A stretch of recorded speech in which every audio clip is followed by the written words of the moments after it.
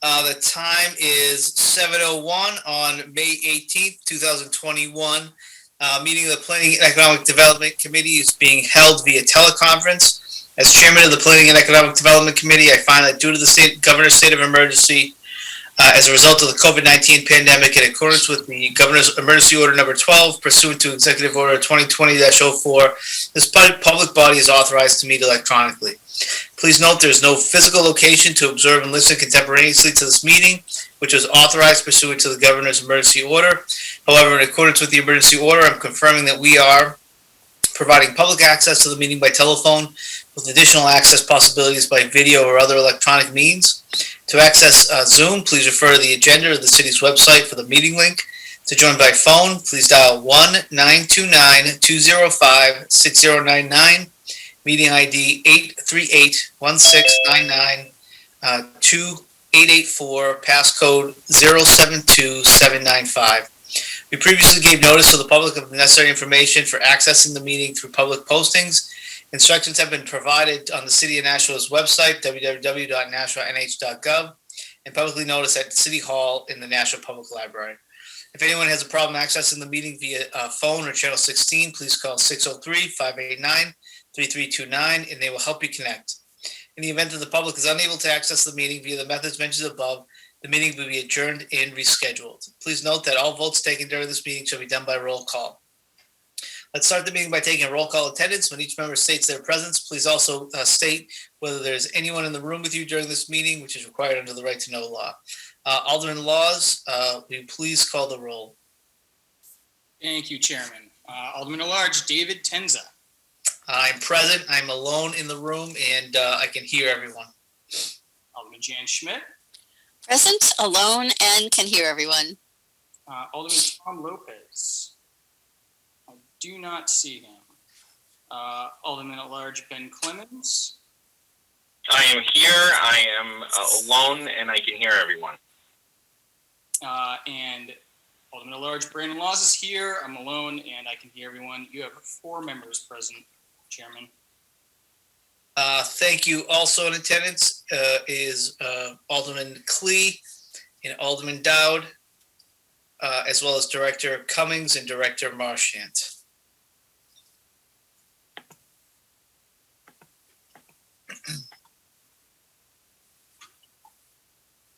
The first item on the agenda is public comment. Anyone for public comment? Okay, seeing and hearing none. Discussion? Seeing and hearing none. Communications, there are none. Unfinished business, there are none. New business ordinances. Tonight we have R21-144, authorizing the purchase of property located at L Pine Street, map 77, lot 5. Alderman Laws, would you like to make a motion on that? I move to recommend final passage by roll call. All right, the motion is to recommend final passage. Director Cummings, Director Marchant, I'm not sure if either who will be speaking on this. Yes, if I may, Mr. Chair. Please go ahead.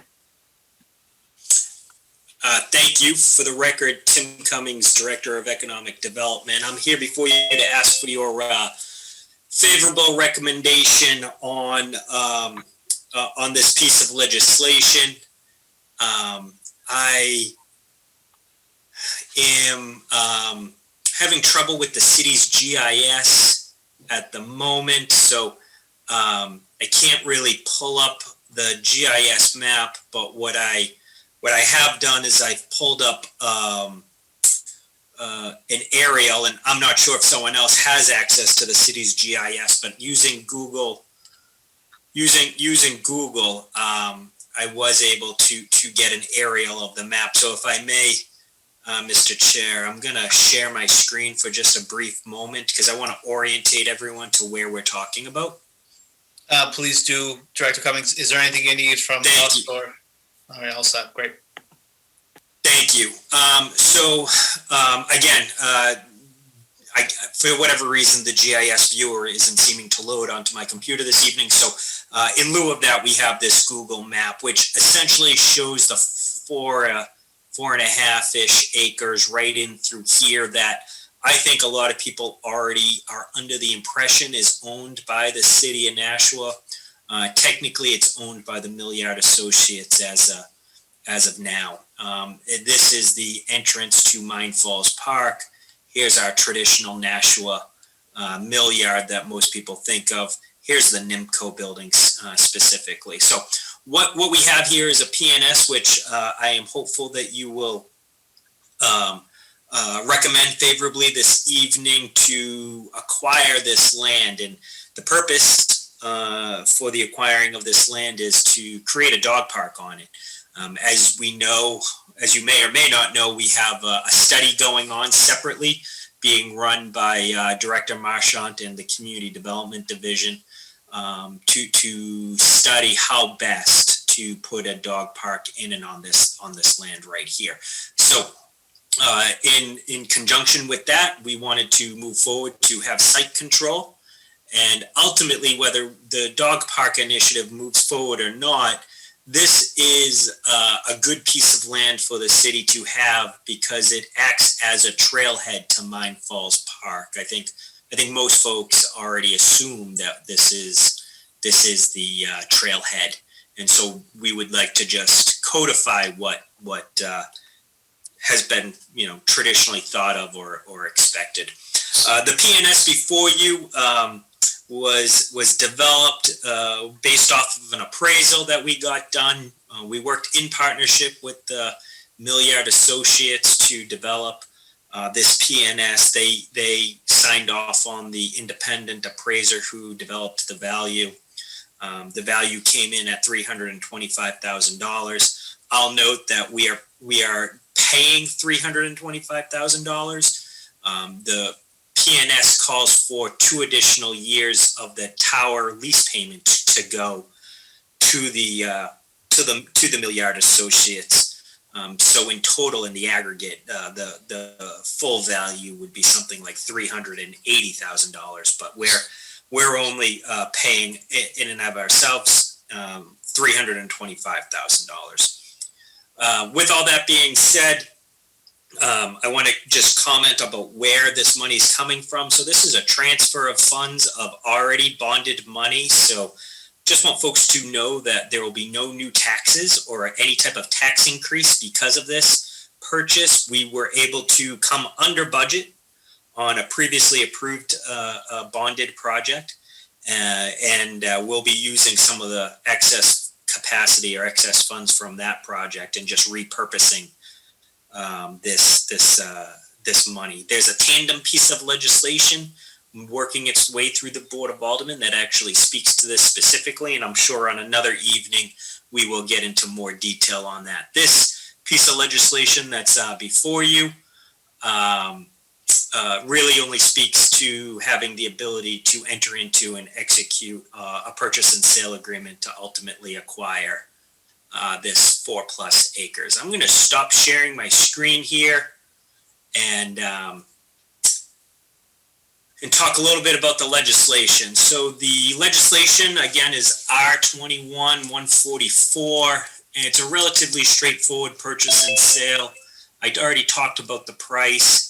A couple other notes to make that may make this PNS a little bit more unique than others. Not speaking to the due diligence period or the standard types of terms that you'd see in a PNS. There's an option agreement in here. So 2 of the abutting parcel owners expressed an interest during the negotiations to have a set period of time to try to acquire some land in an effort to get some more parking. And so they have some obligations that they would need to do, engineering, and then they would ultimately pay us the same purchase price that we're paying here. We're affording them the opportunity of a certain amount of time. I want to say something like 90 days to be able to execute upon that. I'm not sure whether they will or not, but we are affording them that privilege. So that's just something I want to kind of call out. Otherwise, everything else is pretty standardized for a purchase and sale agreement, and time is of the essence. I'm hoping to get this approved by the Board of Aldermen as quickly as possible. We have a closing date set for the end of June, so we would really like to move on this as quickly as possible. I'll end my comments there, Mr. Chair, and hopefully this body will favorably recommend this piece of legislation. Thank you, Director Cummings. Discussion by Alderman Clemens. I see you have your hand up. Chairman, before that, sorry for interrupting, but Alderman Lopez is here and Alderman Jenny is here as well. Thank you. Thank you, Mr. Chairman. Thank you. I have a couple questions. One is on the property itself. If we've done or know the history of the property and whether or not we've done any soil samples, or do we know, like, is the property clean? Is there contaminants there? Because, obviously it's in the mill yard, and Nashua doesn't have exactly the best reputation on big flat pieces of land like that. There tends to be asbestos under them. So just wondering if we've done that research. Director Cummings, and then Alderman Clee, if she had something to add. Thank you. Yes, we have not actually done that yet. This PNS would then allow us to do some due diligence after we execute upon it. So we're putting the cart before the horse? So I'll let Director Cummings just respond. I would say no. I mean, it's pretty standard in a PNS to have a due diligence period. We could always exit it if we wanted to. I guess I'm wondering why we haven't done the due diligence now. Like, in other words, if I was to go buy a house, I'm going to have an inspection done on the property, right? Before I buy it, it's going to be subject to that. And I know that's what you're saying. Is that what you're saying is happening here, or? I'm pretty sure you have an inspection done. I guess I don't want to equate it to residential development, but oftentimes very common practice to get a PNS secured before you actually spend any money on due diligence. Because on the flip side, you could say, why did you spend $10,000 when you don't have site control over the property? And so you typically want to tie the property up. What I'm asking, I guess, to be clear, is what happens if the Board of Aldermen, what prevents you or the mayor or anyone for that matter in the city taking action to go forward and buy this if once we pass this through the board?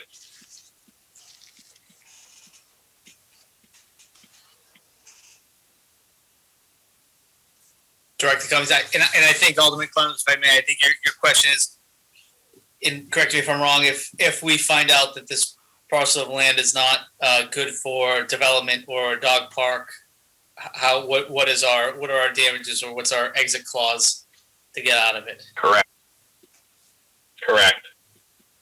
May I add something to this conversation? That we are doing the dog park feasibility study, and in part of that is some of the questions that Alderman Clemens is asking. For instance, there is a underlayment from the cable that's there. So we're looking into that. We're checking into the soil as far as that whole thing is concerned. So, and to the best of my knowledge, that will be going forward in the next couple months or so. I don't know if we would have all of that information prior to the June closing, but I think if we talk to Ms. Chismas, we might be able to get a little bit more specific as to exactly, because these were the questions we did ask as far as the dog park was concerned, and that is all part of the feasibility study. Director Cummings may have a little bit more information as far as that's concerned. I don't think it's going to answer all of your questions, Alderman Clemens, but I think it will answer a lot of them as far as the wetlands are concerned, the floodplain, the soil content, what's underneath it. I don't believe there's asbestos because there's a whole slew of infrastructure underneath, not too deep either, for that the cable, the antenna that's there, and so on. So I just wanted to kind of add that to it rather than just keep going around in a circle here. It will, some of it, but not all of what I think you're looking for. If I could just further. So Director Cummings, if you could answer the question, and then Alderman Clemens, I'll come back to you for follow-up. Yeah, I just wanted to say, yes, so the due diligence will be done, and the question of whether you'll be out anything, we're not paying any deposit. There's no option fee that we're going to be paying monthly, so we wouldn't really be out anything financially other than our time and effort, but we are doing, and what I would suggest is we would extend the closing date once we have an understanding as to what's going on. I know the study is actually underway now because we're all acting in good faith to try to get this done. So with that being said, that's where the due diligence effort stands, and we'll evaluate after we get some due diligence done.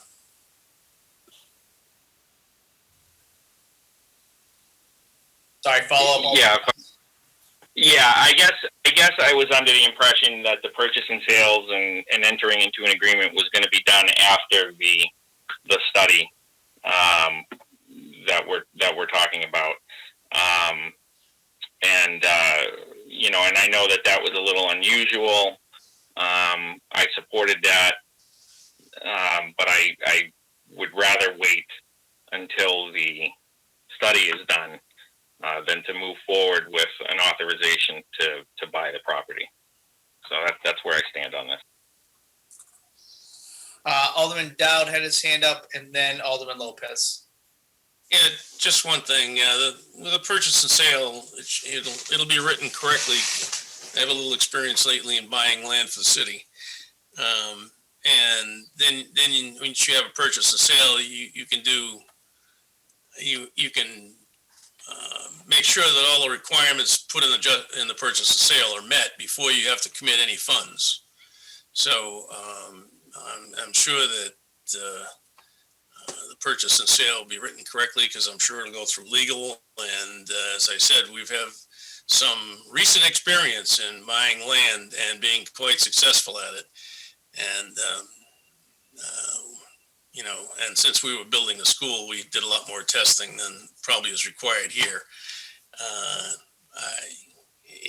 If it was, and I think asbestos was mentioned, if it's going to be used as a dog park and only on the surface, if it's been properly buried, it wouldn't be an issue anyway. Other than being that close to the river, I'm sure somebody would have looked at this before, but I don't see an issue. I don't see a risk. Whatever testing needs to be done can be done. If it doesn't match up to the purchase and sale, we have the right to back out. Alderman Lopez. Yeah, I was just going to add that, it's already kind of used in that general way, and we face the same risk whether we're doing this or whether we're not. But Director Marchand's camera popped on, and I know she might have some context to add since she's been attending all of the dog park advisory meetings. So I just wanted to see if she had any comments. Sure.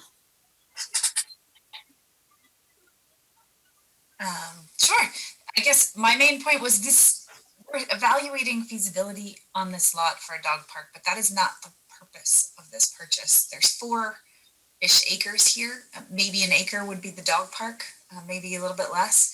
And this is a key piece as a abutting Mine Falls Park, as providing future access to that park and the mill yard. And I think that this piece is larger than its potential of solely for a dog park. And so I think that's an important part of why we're trying to bring it under city ownership now. I don't want to speak out of turn, Mr. Chair, but Director Marchant, wasn't there a transformer or something on the property too that we were working on investigating? Sure. Oh, your sound cut out right when you were saying that. There is a radio tower, and with associated improvements, that is on part of the parcel, but again, there is a big part of this parcel that is not either of those things. Follow up, Alderman Lopez. Nope, I'm good. Alderman Jettie. Thank you, Mr. Chairman. I'm not the city's attorney, but I have read the resolution, which incorporates the purchase and sale agreement. And to Alderman Clemens's question, the purchase and sale agreement provides, once we sign this purchase and sale agreement, that gives the purchase and sale agreement gives us the right then to investigate the property, to do testing, whatever testing we feel is necessary. And if we find problems that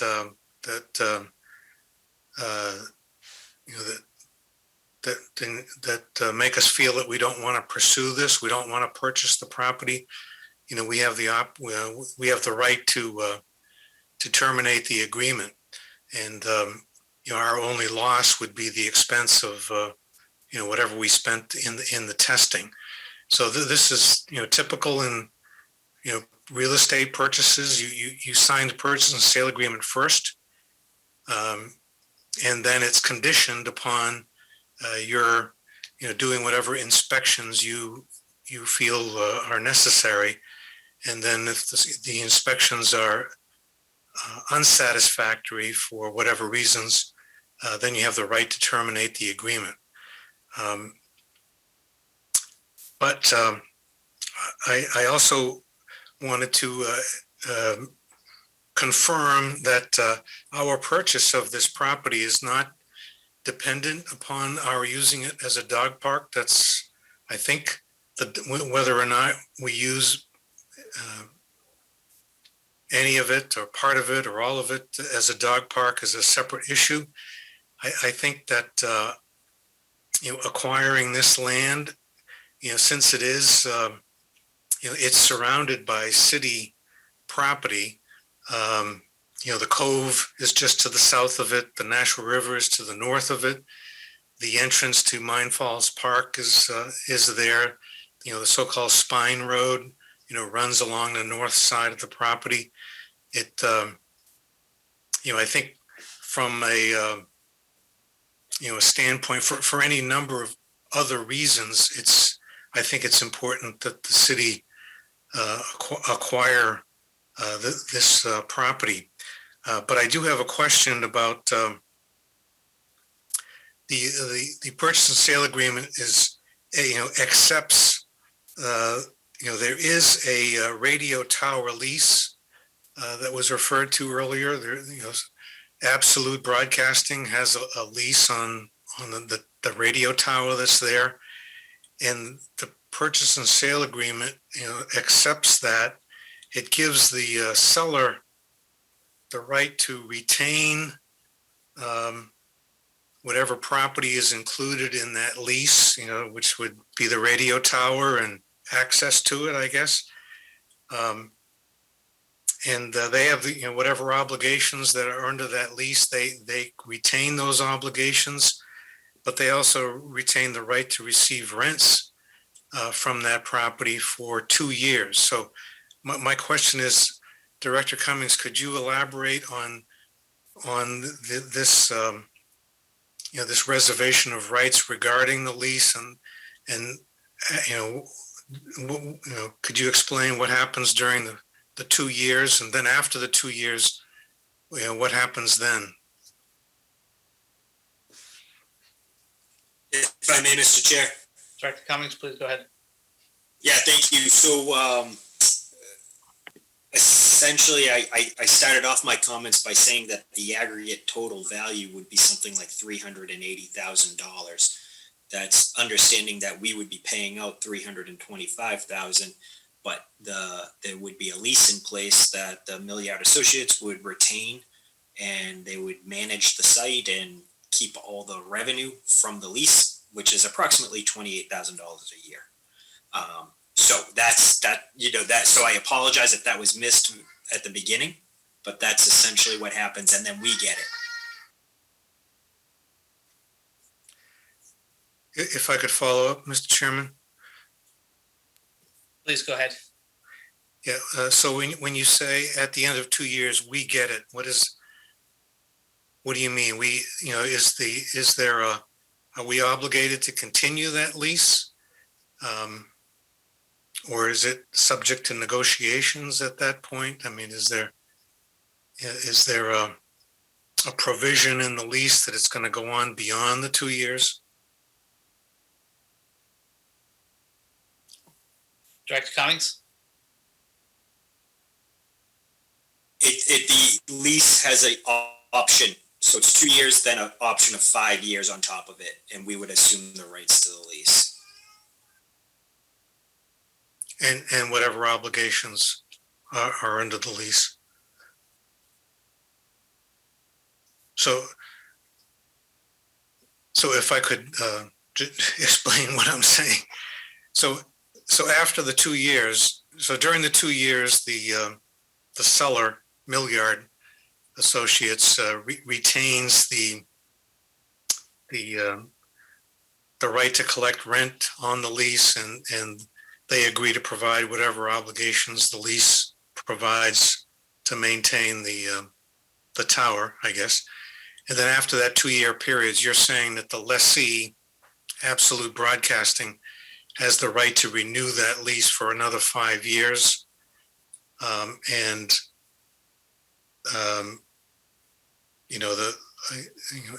the rent fixed? Is the obligations fixed? And is that I don't know of any reason why we would not want to continue that, but I don't know what provisions that lease provides, and are you satisfied that that would be a good deal for the city and it wouldn't interfere with the city's use of the property? If I may, Mr. Chair. Please go ahead. Yes, thank you. I do think it's a good deal for the city. No, I do not believe it would affect our intended use for the property. As Director Marchant noted, we're not going to use the whole 4 acres. And essentially, when we're thinking about long-term planning, acquiring this parcel is very, a strategic purchase that if you're thinking about 50 years from now, doing floodplain resiliency, having a trailhead for the Mine Falls Park, having a dog park, I think it would be wise for the city to have this land when we know that it is not a long-term lease, but the lease is set to expire in 24 months, and then there is an option which could be exercised, but we could still work that all into our current plans. And Mr. Chairman, if you could indulge me one last question. Go ahead, Alderman Jetty, sure. Thank you. At some time in the recent past, there was I can't remember. I don't know if it was the Infrastructure Committee, but it was brought to some committee or board that I was present at. There was a controversy or a disagreement or an issue regarding parking for Milliard properties, and the city was going to restrict parking, and there was an objection by tenants, and a problem with negotiating some kind of a resolution with the owner of the property. What is the status of that? Has that been resolved?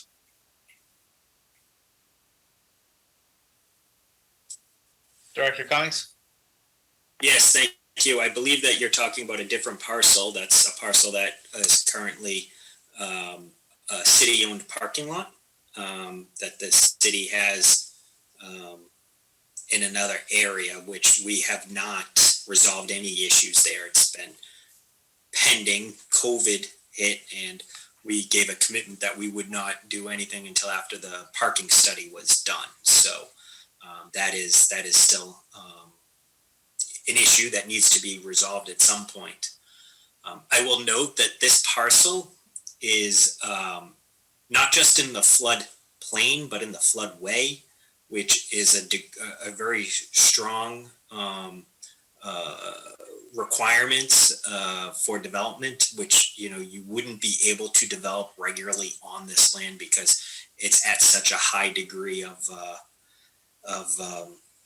its nature in terms of being a wetland. It would be very hard under the current rules that we have to abide by, both at the state and actually more importantly at the federal level, that it really can only be used as open space or in a very limited fashion.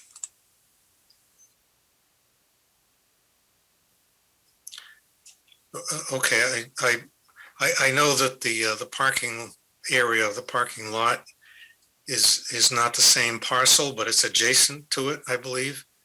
And, it's the same, I think it's the same, same owner who is looking to, who wants an option. As part of this agreement, it is going to be getting an option for the part that we're buying here, an option to purchase, the easternmost portion of it, and which would be adjacent to the parking, I think. So that's why I was asking that question. But thank you. If I may, Mr. Chair, I'll pull this up because I think it is worth clarifying. Thank you.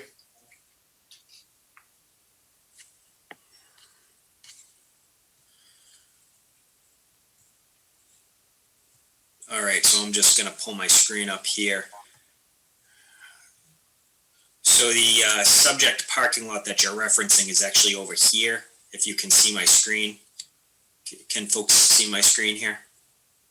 Yes, I can. So the subject parcel that you're referring to, this is. I'm sorry. I said it's a great map. Okay, thank you. So again, this is a city-owned parking lot right here that was under a lease that expired, and it supports. It did support exclusively these two office buildings. It still could and still available to support these buildings, but it's not under a lease obligation any longer, and it is still being used as a parking lot. The land is right here that you're referencing, and the option agreement is for the two owners. So this is an owner right here, and this is an owner right here, to essentially have the option to extend wherever their parcel line is. And again, we don't have the GIS map up, but let's just say for this conversation, it's something like this. They would have the option to purchase essentially this area right here. Now, what is a little deceiving on this map is there's probably an approximate 30-foot grade change between this area down here and this area up here. So this is an easement, that area where there's some utility work. Eversource has a utility easement. And essentially what they would like to do is have the option to go to the easement line here. And under their theory, if it works out and they still have some due diligence that they would need to do, they could expand their parking here. And if they wanted to extend their parking right here for their own individual benefit. But it is not by no way connected to the parking lot that I think was in question or previously referenced. This is the parcel line, something like right here. Anyway, I just wanted to kind of clarify that so folks had some sort of orientation. Thank you. Thank you. All set, Alderman Jettie? Yes, I am. Thank you. Sure. Alderman Clemens? Thank you. So I guess I wasn't clear earlier, and maybe I can be more clear or get a clearer answer at this point. But I guess my question is what other than the study that's going on right now that was mentioned by Alderman Khalid, what is the due diligence that we are doing on the property in the period that we have to pull from the deal? What are we doing as far as due diligence? What's planned for the city? So I would defer to Director Marchand if she wants to talk about the scope of work that I believe is currently under contract, and then I can speak to some of the other peripheral items that would be done as well. Sure, I can give you a quick overview, and I'm more than happy to send a copy of the contract if that would help so you have the exact details. In general, we're doing a basic environmental analysis. We are doing a survey. We're doing some ground radar so that we understand exactly where some of the infrastructure is that's associated with the radio antenna and that work.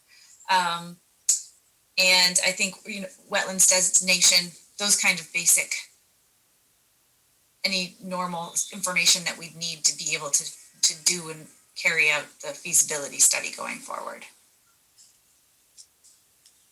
And so with that being said, that's actually technically underway right now, because in good faith, we've been working towards this. And I would think, absent something major or Herculean coming up as an issue, we would be prepared to move forward. So hopefully that answers the question. So my final question, will that be done within the timeline to back out of the deal if we were to move forward with it?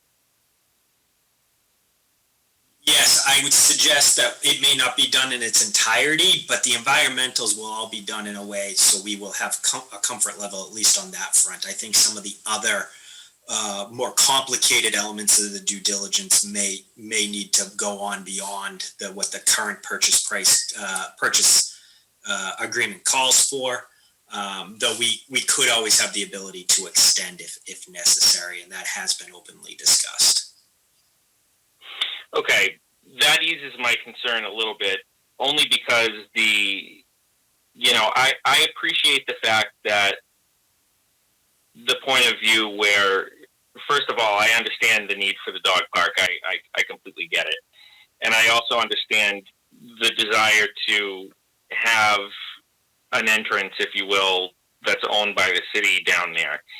However, I don't want us to buy or to become the owner of something that is going to put people's health at risk and put that burden on the city. So that's where my concern comes from. So if you can assure me that the environmental portion of that would be done prior to us having to pull the trigger on the sale, I guess I will support this. Yes, I can, if I may, Mr. Chairman. Yes, we can assure you of that. Okay, thank you. Further questions? Director Cummings, I have a couple of questions for you. And the first one, you said that this was the proceeds to buy this are coming from a bond, which there was leftover money. So do you recall which project that was for?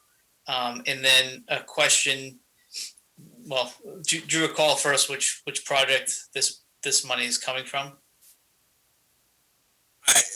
I believe, and I will double check what I'm about to say, but because I'm not sure how broken down we itemize the projects in our bonding plan, but essentially that this is available money from the Broad Street Parkway project, where we came in under budget and it's been bonded under the DPW's jurisdiction. We'd be repurposing excess bond proceeds and putting it towards this purchase. Okay. Thank you. And I think that makes sense if it comes from a bond from the Broad Street Parkway.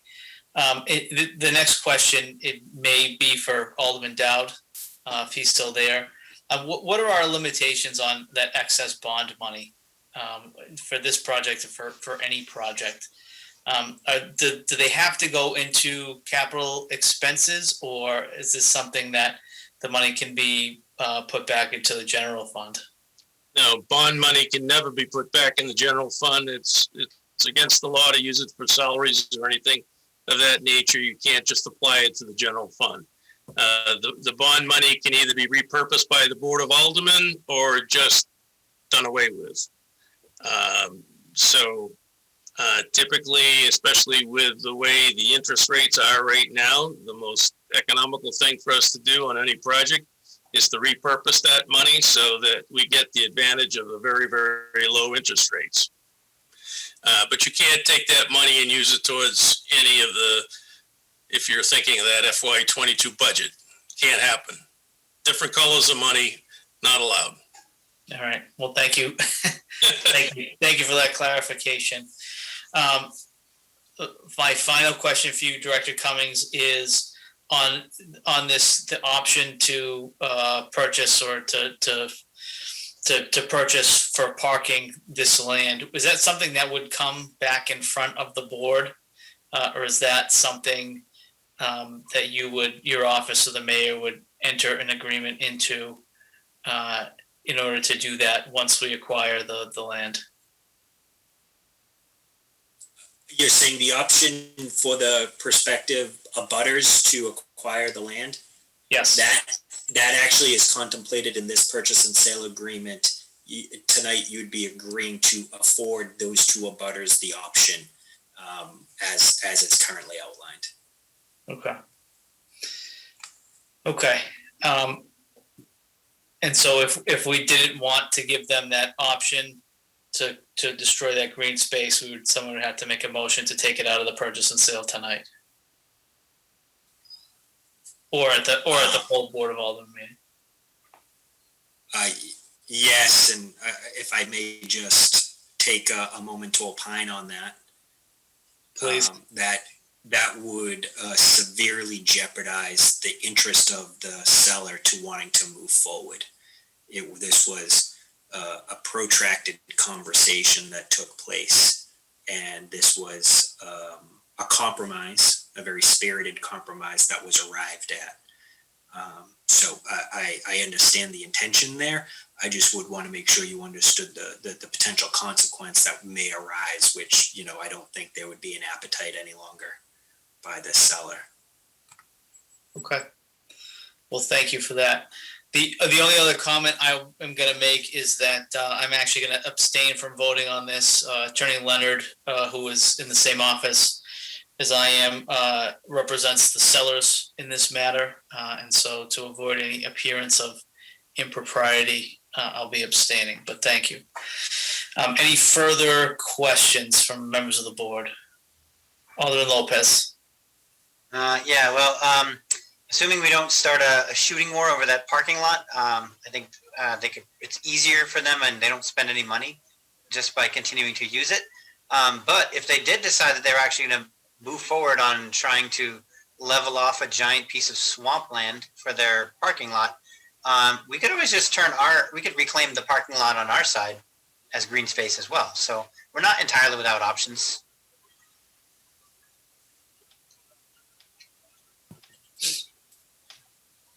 Anything further? Questions?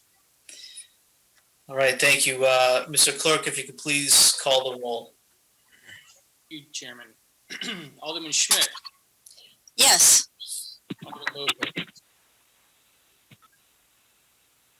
Alderman Lopez.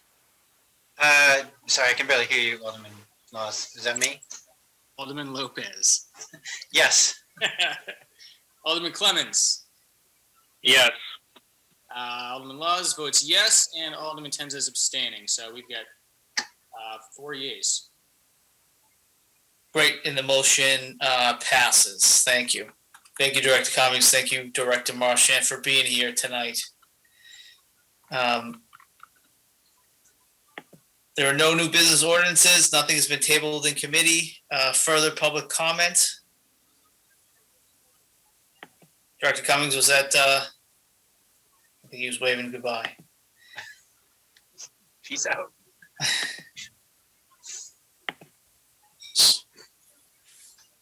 Hearing and seeing no public comment, general discussion. Remarks by the Alderman. Alderman Lopez. So tomorrow at 12:30 online, there is a virtual meeting of the Board of Health to discuss the masking ordinance and what their options really are. It seemed evident from what Attorney Bolton had said at the last meeting that the decision is going to have to be a decision made by the Board of Aldermen ultimately, whether or not we modify it, get rid of it, whatever we're doing with it. So I'm sure everybody's pleased that we'll be able to take that on ourselves. But tomorrow they will be having that discussion at 12:30. The link is on the city's website. And then I just wanted to comment on why I was late today. There's a regional hate group which apparently has chosen a little girl's mural to her mother who's passed away in one of my neighborhoods, and that's their chosen chew toy. So they've put up tags a couple of times, and neighbors have rallied around it, let me know. I've cleaned it. A couple of other artists have cleaned it. So I just wanted to let residents know that if you see activity like that, if you see messages like that that are involving white supremacy or Israel's rights or whatever QAnon thing they're doing this week, feel free to let us know, because there's lots of paint. We'll clean it up, and National PD is investigating these and taking them very seriously. So I'll let them do their thing, but as in my role as alderman, and I'm sure my other aldermen agree, we don't accept any of that kind of stuff. Everybody is welcome to let us know if there's a problem in our neighborhoods, and we'll make sure that National PD is on top of it. Thanks. Thank you. Anything further? All right. Seeing none, Alderman Laws, I'll entertain a motion to adjourn. Well, Chairman Tenza, I would like to move to adjourn. All right. Motion is to adjourn by roll call. Alderman Schmidt, Yes. Alderman Lopez, Yes. Alderman Clemmons, Yes. Alderman Laws is yes, Alderman Tenza. Yes. All right, everyone says yes. All right. Thanks, everyone. Good Brandon, job, I folks. see you Thanks so joined the boy much. band. I would have thought you'd have a better sound system.